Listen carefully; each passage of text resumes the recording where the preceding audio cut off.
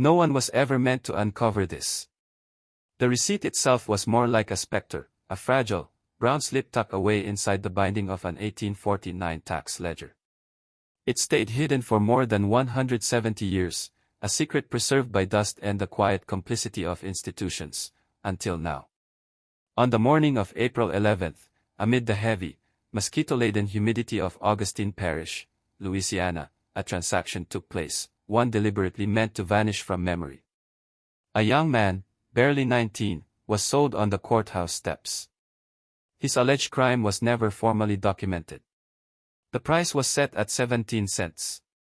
The buyer was a widow named Mave Oonnell, a recent immigrant whose husband had succumbed to fever a year earlier. She needed help to work her small, failing plot of land.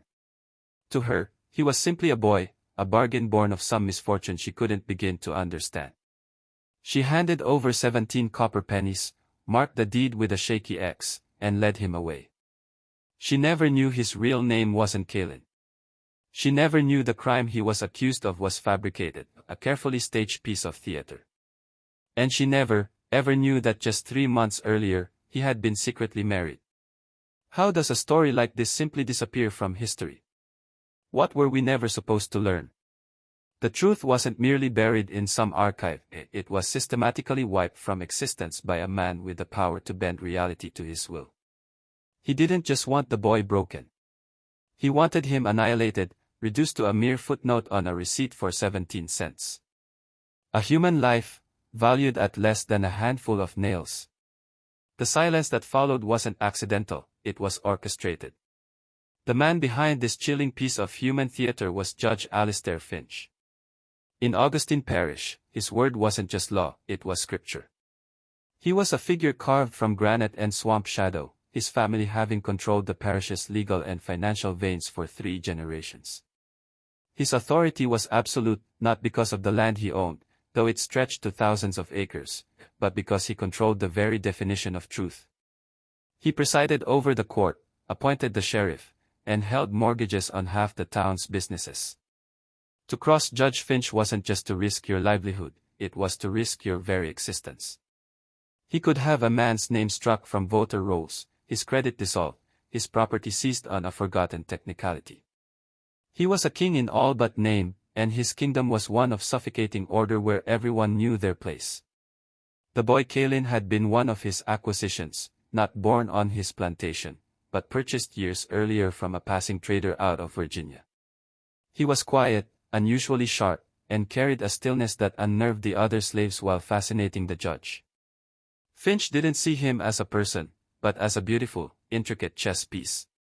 He had Kalin educated in secret, taught to read, to understand ledgers, even to speak a little French. It was a whim, a pet project.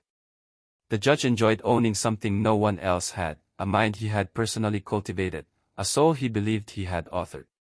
But a mind, once opened, cannot be easily controlled. Kalin saw the world with a clarity the judge had never anticipated. And that clarity would lead him to the one person in Augustine Parish he was never supposed to view as an equal. A whispered historical rumor from that time, passed down through the Gullah communities of the coast, speaks of shadow marriages, unions between the enslaved and the powerful, consecrated not by law but by older, more binding vows. They were secrets that, if revealed, could unravel the very fabric of that society. This story is one of them. Kalin's duties eventually brought him inside the judge's immaculate white-pillared mansion. He was assigned to the library, a vast, silent room filled with books from London and Paris. And it was there he met her, Genevieve Finch, the judge's only daughter. She was 17, a ghost in her own home, educated but isolated, surrounded by wealth but suffocating under the rigid expectations of her father. She was promised to a senator's son from Baton Rouge, a political alliance meant to further cement the Finch dynasty. Genevieve, however, possessed a mind as sharp as her father's and a heart he had long forgotten how to nurture. In Kalin, she saw not a servant or a piece of property, but the only other person in her world who seemed truly alive. Their conversations began in whispers, hidden between the leather-bound spines of Voltaire and Shakespeare. He spoke of the stars, she spoke of the sea. He taught her the names of constellations as he understood them from African folklore. She read him poetry from books her father forbade her to open. They were two prisoners in the same gilded cage, and in that shared confinement, something forbidden and beautiful began to grow. It was a love that was impossible, a love that carried a death sentence. And they both knew it. But knowing and stopping were two different things. Their stolen moments became more frequent, more desperate. The silence of the library grew charged with a meaning that would soon tear their world apart. It was more than a romance, it was a rebellion of the soul. In the dead of winter, beneath the skeletal branches of a live oak that had stood for 300 years, they made a vow. They knew no priest would marry them, that no law would recognize their union. So they found an old woman on the edge of the swamp, a root doctor named Elizabeth who practiced traditions that predated the parish, that predated America itself. In a ceremony lit by a single candle, with vows spoken in a mixture of English and a language the judge would have called pagan nonsense, they bound themselves to each other. For a few stolen weeks, they were husband and wife in a kingdom of two. Their secret was a fragile shield against the world. But secrets in a place like Augustine Parish have a way of bleeding through. A misplaced book. A lingering look held a second too long. A note discovered by a house servant loyal to the judge. The details of how Finch found out are lost, but the explosion of his rage was legendary. It wasn't the hot screaming fury of a common man, it was a cold, terrifying pressure that seemed to suck the very air out of a room. He didn't confront them. He didn't rage or accuse. He simply began to move his pieces. His first move was to isolate Genevieve. She was confined to her rooms, her books taken away, the windows of her world shrinking until all she could see was her father's cold, unforgiving face. He never raised his voice. He simply explained, in calm, measured tones, that she had dishonored her name, her family, and her God. He told her she was sick, that her mind had been poisoned, and that he would cure her. It was a campaign of psychological warfare designed to break her spirit completely. His second move was against Kalin. The judge understood that simply killing the boy would be too merciful, it would also create a martyr. No, death was an ending. The judge wanted an eraser. He needed to utterly annihilate the man his daughter had chosen, to reduce him to a state so low, so pitiful, that the very memory of him would become a source of shame for Genevieve. He devised a plan of exquisite cruelty. He took a silver locket, a gift he had given his daughter years ago, and planted it in Kalin's small sleeping quarters. Then he had the sheriff, a man whose career and life belonged to Finch, discover the stolen item. Theft was a common enough crime, but theft from the judge's own family was an unforgivable sin. Kalin was dragged from his bed in the middle of the night. He never saw Genevieve again. He was taken to the parish jail, a damp stone box where he was held for 2 weeks without a word. He wasn't whipped. He wasn't beaten. The judge's cruelty was more refined. He was simply left alone in the dark with the silence and the rats, to contemplate the totality of his powerlessness. The charge was formally read, theft of property valued at $20. The punishment, by parish law, was to be sold at public auction. It was all perfectly legal. It was all a monstrous lie. The judge himself signed the order, his penmanship as elegant and merciless as the man himself. He wasn't just destroying a man, he was editing a story, rewriting a truth he found offensive, and ensuring the final draft contained no mention of his daughter's love. The auction was set for April 11th. The morning was thick with a hazy, oppressive heat that promised a storm later in the day. A small crowd gathered on the courthouse lawn, mostly farmers and small-time merchants, men with weathered faces and calculating eyes. They were there for livestock, for a seized cotton gin, for the mundane business of a struggling parish. Kalin was the last lot of the day. He was brought out onto the steps, his hands bound in front of him. He was clean, a detail the judge had insisted upon. He was not to look like a common field hand. He was to look like what he was, a house slave, something refined, something that had fallen from a great height.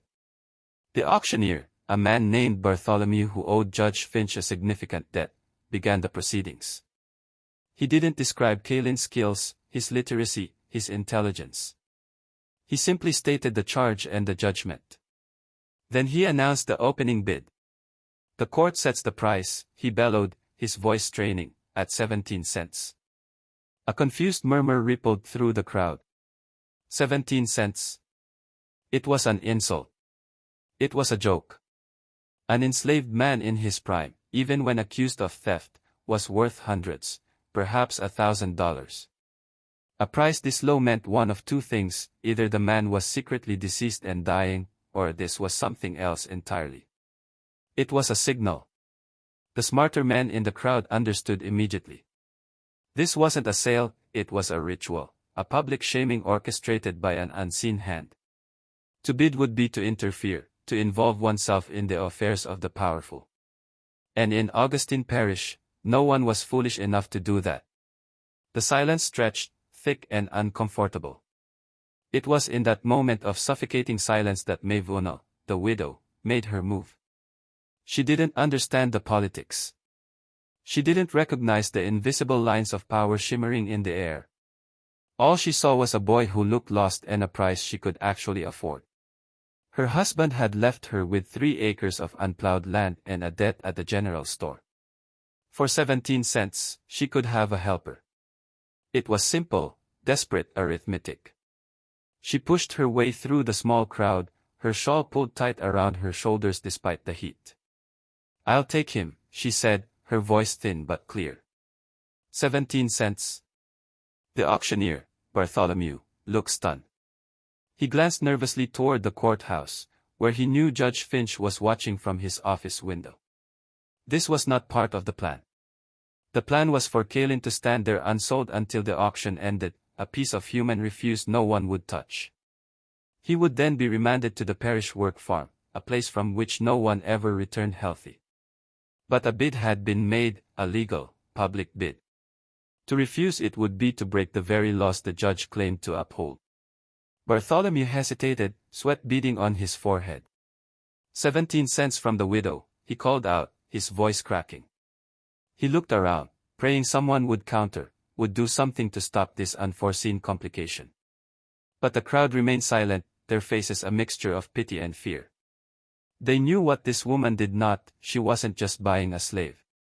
She was picking up a cursed object, a piece of a story she was never meant to be part of. "Going once," Bartholomew stammered, his eyes darting back to the courthouse window. "Going twice." He paused, giving the universe one last chance to correct this error. Nothing. The cicadas screamed in the trees, a sound like frayed nerves. "Sold," he finally choked out, slamming his gavel down with a sound that felt both final and deeply wrong. "To the widow Oonnell for 17 cents. Mave counted out the coins, her hand trembling slightly as she dropped them into Bartholomew's sweaty palm. The deed of sale was drafted by a clerk whose hands moved with unnatural speed, as if he wanted the document out of his possession as quickly as possible. Mave signed with her ex. The transaction was complete. She had just purchased a human being for the price of a spool of thread. As she led Kalin away from the courthouse steps, he didn't look at her. His eyes were fixed on that second-story window, the one where he knew the judge was watching. Their gazes locked for a brief, searing moment across the square. In that look, 1,000 unspoken things were communicated. From the judge, it was a look of triumph, a look that said, "See what I have made you." And from Kalin, it was something else. Not defeat, not hatred. It was a look of terrifying, unshakable promise. Mave saw none of it.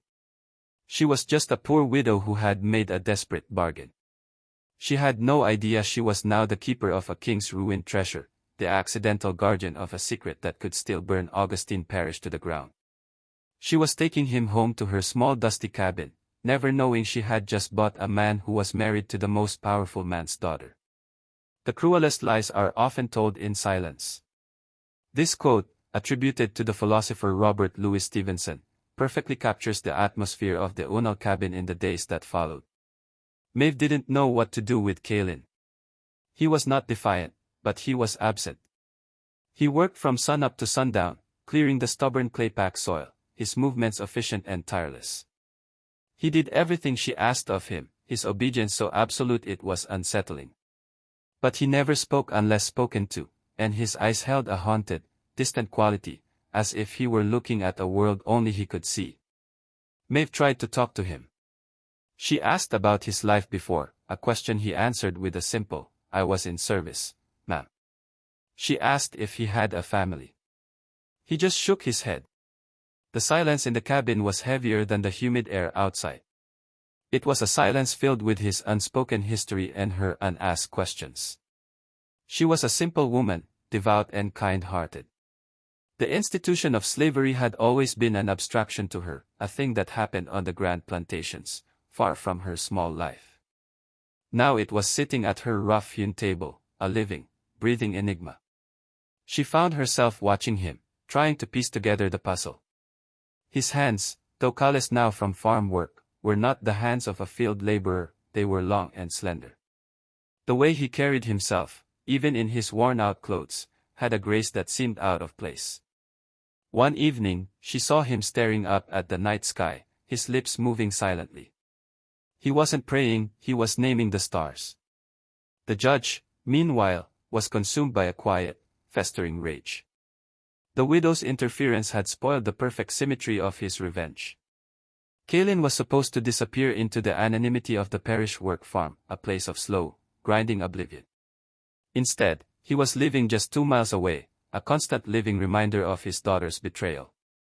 Every day that Kalin existed was an affront to the judge's power. He became obsessed. He had the sheriff ride past the Oonnell place twice a day, a silent act of intimidation. He put pressure on the general store owner to deny Mave credit, hoping to starve her out, to force her to sell the boy.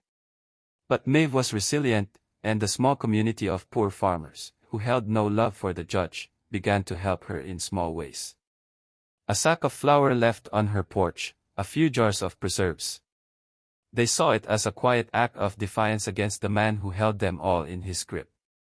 The judge's frustration grew. He needed Kalin gone, but it had to be done in a way that didn't lead back to him. Another public spectacle was out of the question. It had to be quiet. Final. He began to look for an instrument, a man who could operate in the shadows, someone who could erase a problem without leaving a trace. He found such a man in a conjure tracker named Roach, a shadowy figure who lived deep in the swamps and was rumored to have skills that were not entirely natural. Roach was a man who found people who didn't want to be found and, for the right price, could make them disappear forever. The dynamic on the farm began to shift in subtle ways. Kalin, realizing the judge's gaze was still upon him, started to let slivers of his true self show. It was a calculated risk, he needed an ally, and this simple widow was the only one he had. One evening, he noticed her struggling with her late husband's account book. She could read numbers but not words. Quietly, he stepped forward. "If I may, ma'am," he said, his voice soft. He took the ledger and in a few minutes had organized the chaotic entries, his handwriting a fluid, elegant script. Mave stared at the page, then at him, her eyes wide with astonishment. "Where did you learn to do that?" she whispered. The judge valued certain skills, he answered, the first hint of irony she had ever heard from him. He began to help her in other ways, showing her how to better irrigate the fields, how to mend tools she thought were broken.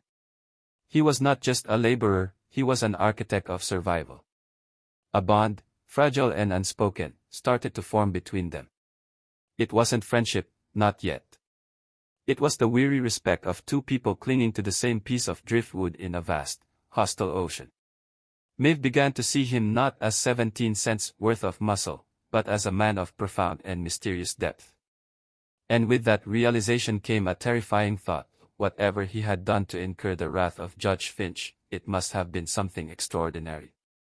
She was harboring not just a runaway, but a secret. And she started to understand that secrets in Augustine Parish had a very high price. A chilling visual description from an old parish diary saw the judge's man, Roach, in town today.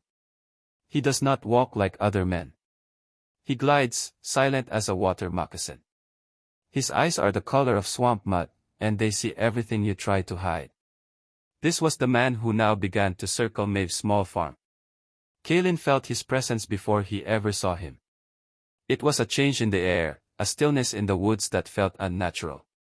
The birds would go quiet. The insects would cease their chirping. It was the predatory silence of a hunter closing in on his prey. Kalin knew what it meant. The judge had grown impatient. Time was running out. He had to act. He had one hidden card left to play, a secret he had guarded even from Genevieve. Before he was taken, he had managed to hide the only proof of his marriage. Not a document, which could be burned, but something far more permanent. He had taken a small book of poetry Genevieve had given him, and on the inside back cover, using ink he had made from berries and rust, he had written a short account of their vows, their secret ceremony.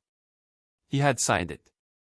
Beside his name, he had pricked Genevieve's finger with a needle and pressed her bloody thumbprint to the page. It was a symbol, a piece of irrefutable truth. If that book were ever found, it would be a permanent stain on the Finch legacy, a story that could not be easily erased. The book was hidden in the one place the judge would never think to look, inside the old parish church, tucked behind a loose stone in the back of the fireplace. Kalin knew he couldn't retrieve the book himself, he was being watched. Every move he made was scrutinized. He needed to get a message to someone, but he trusted no one. The entire parish was a web of the judge's spies. So he devised a desperate plan, one that hinged on the courage of a woman who still knew nothing. He began to draw in the dirt, scratching out patterns with a stick while he worked in the fields. At first, Mave thought it was just idle doodling, but then she noticed the patterns were intricate, almost like maps. One evening, as she brought him a cup of water, he didn't look at her. He just kept drawing, his finger tracing a line from a crude drawing of her cabin to a drawing of the church steeple. Then he drew a small square inside the church, and beside it, a shape that looked like a flame. He looked up at her, his eyes conveying a desperate silent plea. It was a message without words, a map drawn in dust. He was trusting her to understand. Mave felt a cold knot of fear in her stomach. She knew what he was asking. He wanted her to go to the church, to the fireplace. He wanted her to retrieve something for him. To do so would be to move from being a passive observer in this drama to an active conspirator. It was a choice. She could erase the map with her foot, pretend she hadn't understood, and live out her days in quiet servitude. Or she could trust this strange, silent man she had bought for 17 cents and step into the heart of the storm. For 2 days, Mave was paralyzed by indecision. The fear of Judge Finch was a physical thing, a sickness in her gut. But the look in Kalin's eyes haunted her. It wasn't the look of a criminal, it was the look of a man trying to save his own soul. On the third night, she made her choice. After Kalin was asleep in the small barn that served as his quarters, she slipped out of her cabin, a small lantern clutched in her hand. The walk to the church was the longest 2 miles of her life. Every rustle in the trees sounded like the swamp tracker roach. Every shadow seemed to hold the judge's cruel, calculating gaze. The church was dark and silent. The back door was never locked. She crept inside, the air cool and smelling of old wood and candle wax.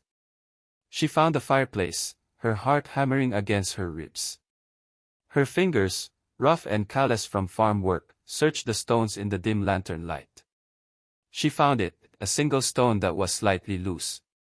With a broken piece of kindling, she pried it open. Inside the dark cavity, wrapped in a piece of oilcloth, was a small leather-bound book. She pulled it out, her hands shaking so badly she almost dropped it. She didn't open it. She didn't want to know. She just knew it was the source of all this danger, the secret that was worth more than a man's life. She tucked it into her apron, replaced the stone, and fled back into the night, the book feeling like a block of ice against her skin. She had crossed the line. There was no going back now. When she returned to the farm just before dawn, she found Kalin waiting for her outside the cabin. He wasn't in the barn. He was standing there watching the road, as if he had been standing guard. He saw the book in her hands, and for the first time since she had met him, a flicker of something other than despair crossed his face. It was relief so profound it was almost painful to watch. He took the book from her, his fingers brushing hers. "Thank you," he whispered, his voice thick with emotion. "You don't have to thank me," she said, her own voice trembling. "You just have to tell me what we do now." Before he could answer, a sound cut through the pre-dawn stillness, a dog barking frantically from a neighboring farm. Then another. Kalin's head snapped up, his body instantly rigid. "He's here," he said, his voice flat and cold. "Roach." He pushed the book back into her hands. "There is a man," he said, speaking quickly, his words precise. "His name is Silas. He works the ferry at Black Creek Crossing. He is an old friend, one of the few the judge does not own. Give him this book. Tell him, the mockingbird is free." Mave stared at him, confused. "What about you?" "The judge doesn't just want the book," Kalin said, his eyes already looking past her toward the dark tree line. "He wants me. I will lead Roach away from here. I will give you time. Go now." He turned and ran, not toward the road, but directly into the thick, tangled woods behind the cabin. A deliberate sacrificial act. Mave stood frozen for a second, clutching the book, his strange message echoing in her ears. Then she heard the sound of someone moving through the undergrowth, moving with an unnerving speed and silence. She turned and ran. Mave ran like she had never run in her life, her breath tearing at her lungs, the dark woods pressing in on all sides. She didn't know the paths. She stumbled over roots, her face whipped by low-hanging branches. She just knew the direction of Black Creek, and she ran toward it, fueled by a terror she had never known. Behind her, she could hear the chase, not the sounds of a clumsy pursuit, but the chillingly efficient sounds of a predator. A snapped twig here, a soft footfall there, and Kalin further ahead, making just enough noise to keep the hunter focused on him, drawing the danger away from her. It was a race against the sunrise. She finally burst out of the woods onto the muddy banks of Black Creek. The ferry was just a simple wooden raft operated by a pulley system. A stooped, gray-haired black man stood beside it, preparing for the day's first crossing. "Silas," she gasped, stumbling toward him. The man looked up, his eyes sharp and intelligent. He took in her torn dress, her panic expression, the book clutched in her hand. "Are you Silas?" she repeated, her voice frantic. "I am," he said, his voice a low, calming rumble. "Kalin sent me," she panted, holding out the book. "He said to give you this. The mockingbird is free." Silas's weathered face showed no surprise. He took the book with a steady hand, his expression grim. He understood the code. It meant Kalin was activating the final, most desperate part of their plan. It meant he likely wasn't going to survive the night. He had chosen to sacrifice himself to ensure the truth survived. From across the creek, a sound echoed through the morning mist, a single sharp cry, a sound of pain abruptly cut short. Mave flinched, her blood running cold. She knew it was Kalin. Silas's jaw tightened. "Get on the ferry, ma'am," he said, his voice urgent. He didn't wait for her.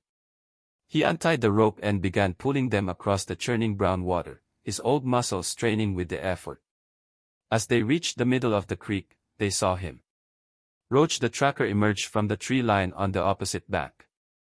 He was holding a long, wicked-looking knife, its blade stained dark. He stood there watching the ferry, his face a mask of cold frustration. He was too late. Mave stared at the man who had just hunted and likely killed the boy she had bought for 17 cents. She felt a wave of nausea and grief so intense it buckled her knees. She had been a pawn in a game she couldn't comprehend, and people were dying because of it. "What happens now?" she whispered, her voice a raw, broken thing. Silas didn't look at her. He kept his eyes fixed on the far bank, as if daring the tracker to try and cross. "Now," he said, his voice resonating with a deep, weary sorrow, "the judge loses." He pulled the book from his coat, holding it up for Roach to see across the water, a gesture of defiance, a promise that this story would not end in the silence of the swamp.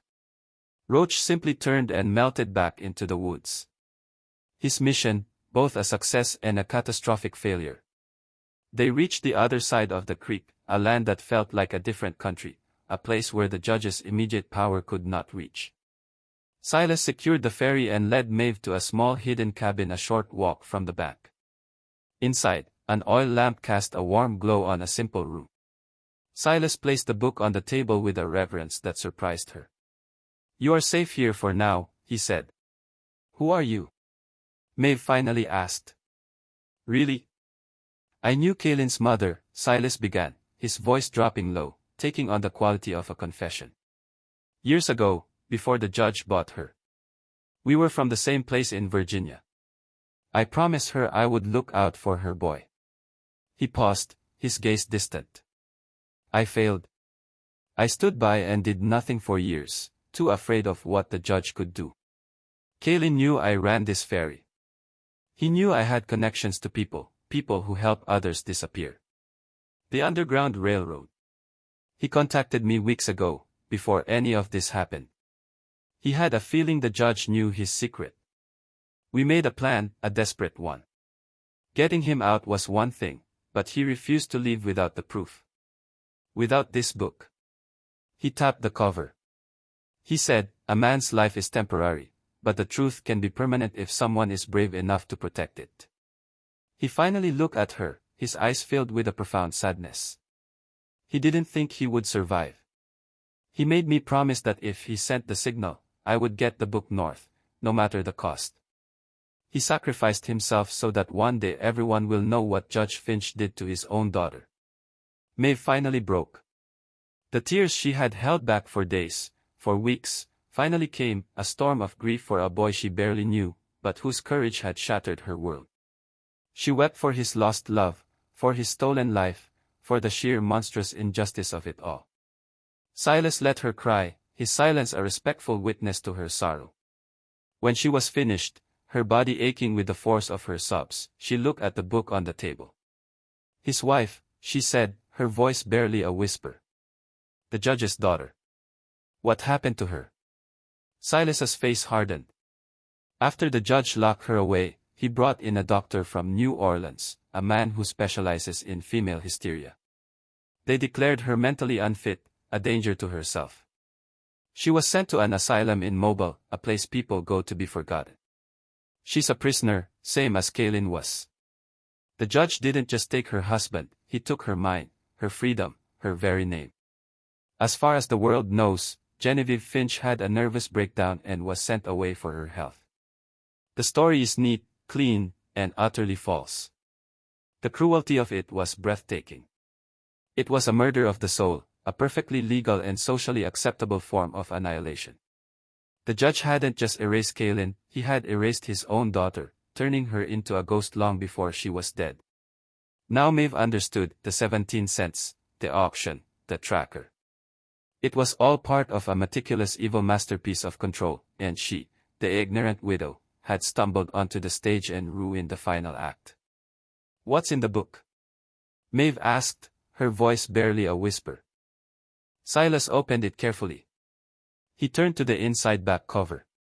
There, in Kalin's elegant script, was the story of their secret marriage. Below the text were 2 signatures. One was Kalin's.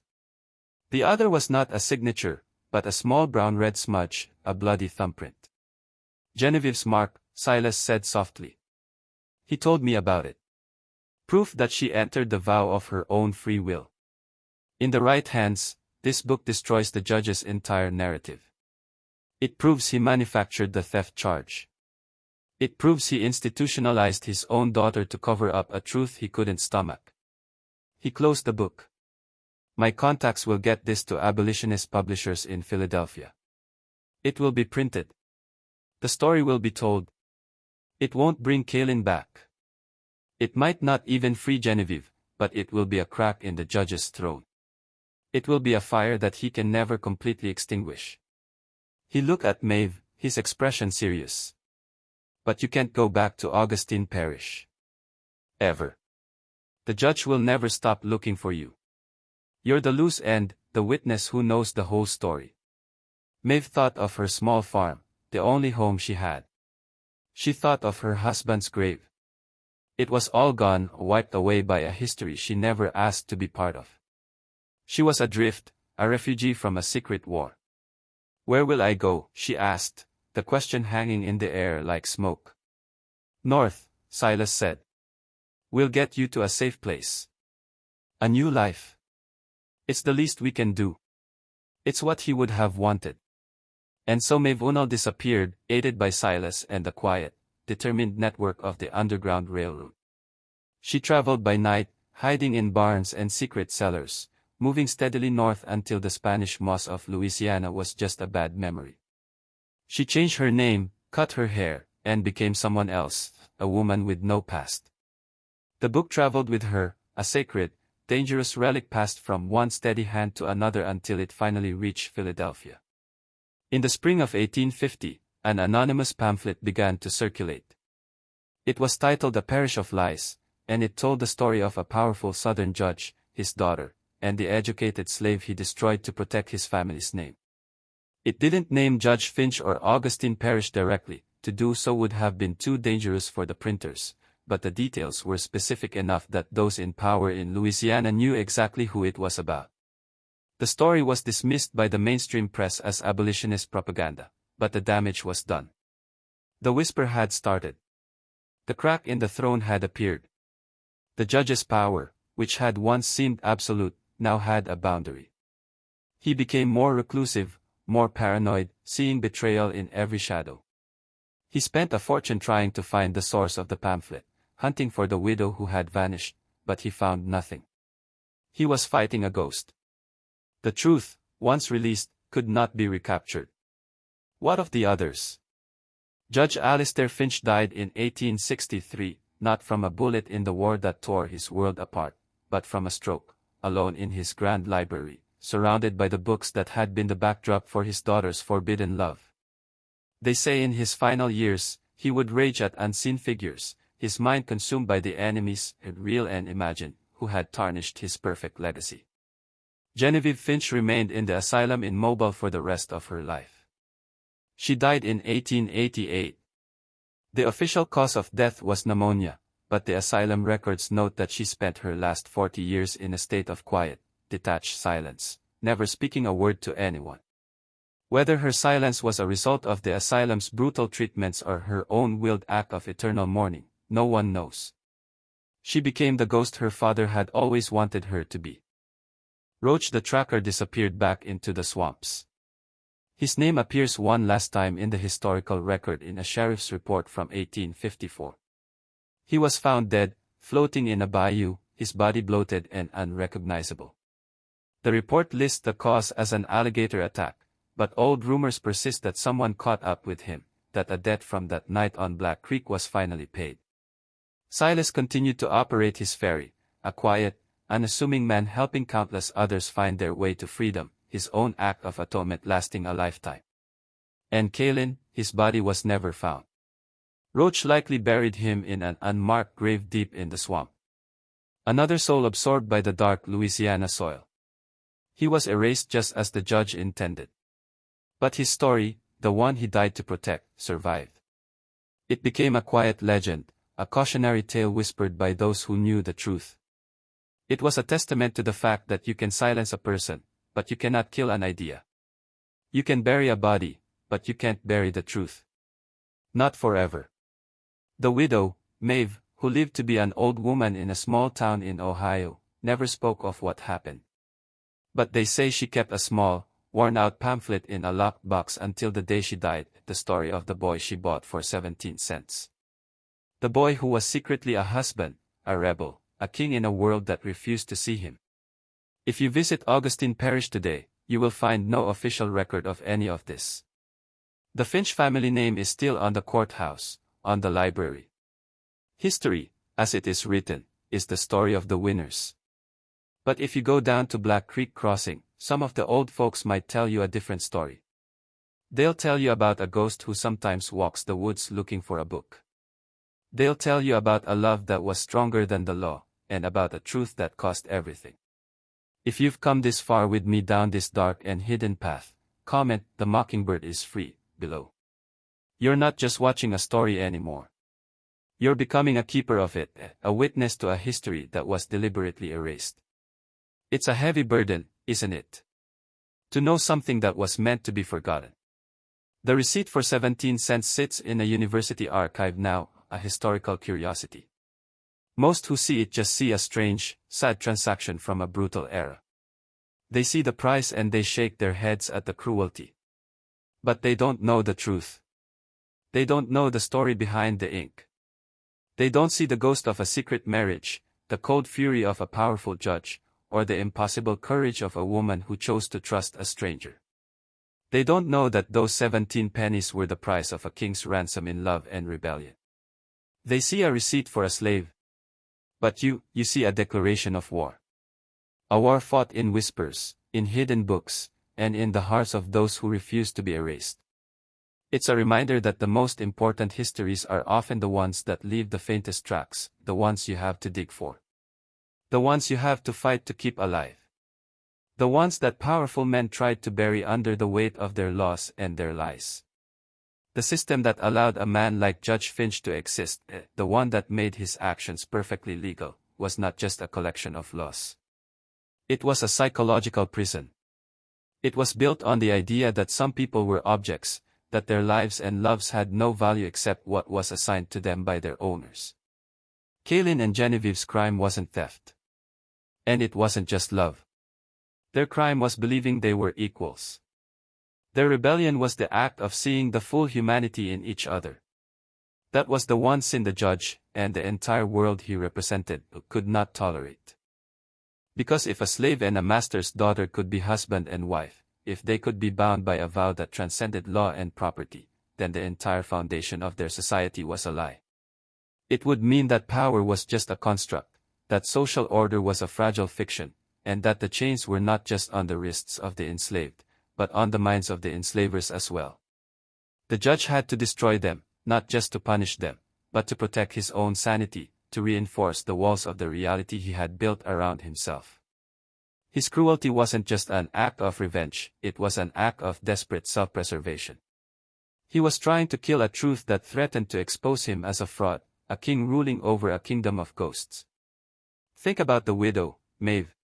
She is in many ways the most important figure in this story. She wasn't a hero. She wasn't an abolitionist. She was just an ordinary person faced with an extraordinary choice. She represents us. What would you do? Honestly, what would you do? Would you see the injustice and turn away, afraid of the consequences? Would you convince yourself it was none of your business? Most people would. That is the quiet, terrible engine that allows evil to flourish, the apathy of good people. But Mave, a poor, uneducated widow with nothing to her name, made a choice. She chose to see the man, not the slave. She chose to trust even when it terrified her. She chose to act. Her small, simple act of courage, running through the woods with a book she couldn't even read, was more powerful than all the judge's laws, all his wealth, all his rage. She didn't just save a book, she saved a truth. She became the unlikely vessel for a story that was never meant to be told. It's a chilling reminder that sometimes the fate of history doesn't rest with kings or generals, but with the quiet choices of ordinary people in impossible situations. The choice to help, the choice to listen, the choice to run. A final, disturbing rumor has persisted about Genevieve Finch. Some of the older nurses at the mobile asylum used to tell a story about the silent woman in room 213. They said that every year on the anniversary of the April 11th auction, she would do one thing: she would find a piece of charcoal, or use her own blood if she had to, and draw a single image on the wall of her cell. It was always the same image, a mockingbird with its throat cut. The asylum staff would scrub it off the walls every time, trying to erase the strange, sad graffiti. But the next year, it would always reappear, a silent yearly memorial for a love that had been silenced, a message to a world that had forgotten her. It was her only remaining act of rebellion, a ghost of a memory that refused to be exorcised. It suggests that even though her father broke her life, he never truly broke her spirit.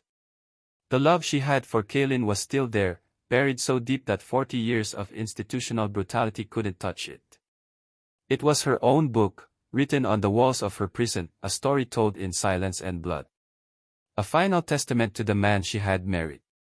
The man they had tried and failed to turn into nothing more than a 17-cent ghost. Can you imagine that? A love so strong it survives even the death of the mind itself. So why was this story buried so deep?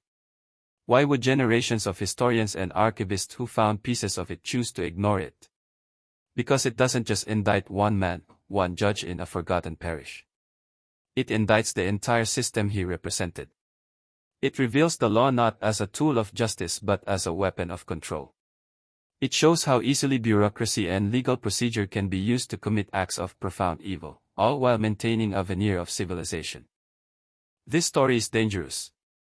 It suggests that the official records, the deeds of sale, the court orders that we rely on as history, are not always the truth.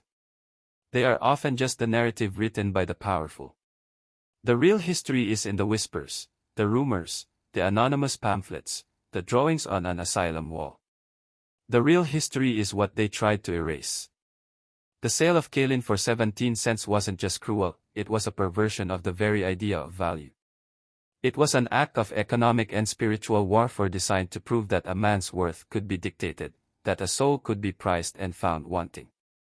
It was the ultimate expression of a power so absolute it could declare a human being worthless and make it legally so. But they were wrong. His life was not worthless, it was priceless. And the proof is that we are here now, over a century and a half later, unburying his story, speaking his truth. We are the echo he died to create. What you're feeling right now, that chill, that sense of unease, that righteous anger, that's the point. Stories like this are not meant to be comfortable. They are meant to wake something up inside of you. They are meant to remind you that the world you see is built on a foundation of stories, and some of those stories are deliberate, monstrous lies. The history we are taught is often a carefully curated museum displaying only the artifacts that support the official narrative. But the real history is a haunted house, filled with the ghosts of those who were silenced, erased, and forgotten. Their stories are still there, waiting in the walls, in the archives, in the soil, waiting for someone brave enough to listen. The story of Kalin, Genevieve, and the widow who bought him for 17 cents is more than just a dark tale from the past. It's a key. It unlocks a door in your mind and forces you to ask a dangerous question: what other truths have been buried? What other ghosts are waiting to be heard? The world is not what it seems. We are living in the aftermath of secrets. Our lives shaped by battles that were fought and lost in silence long before we were ever born. This story is just one of them. There are thousands more. They are waiting for you. The transaction that morning in Augustine Parish was designed to be the end of a story. Judge Finch, in his arrogance, believed he was the author, that he could write the final chapter and close the book on a love he found offensive. He used the law, the economy, and the fear of his community as his ink. He thought he had created a masterpiece of erasure, a perfect silent monument to his own power. But he made one critical mistake. He forgot that stories, true stories, are not written on paper. They are written on the human heart. And the heart has a memory that no law can extinguish. No ledger can contain. And no passage of time can truly erase. He thought he was closing a book, but all he did was create a ghost that has haunted the edges of history for 170 years, waiting for someone to finally speak its name. He wanted to prove a man could be worth only 17 cents. Instead, he proved that a single defiant act of love could be worth everything. Now you know.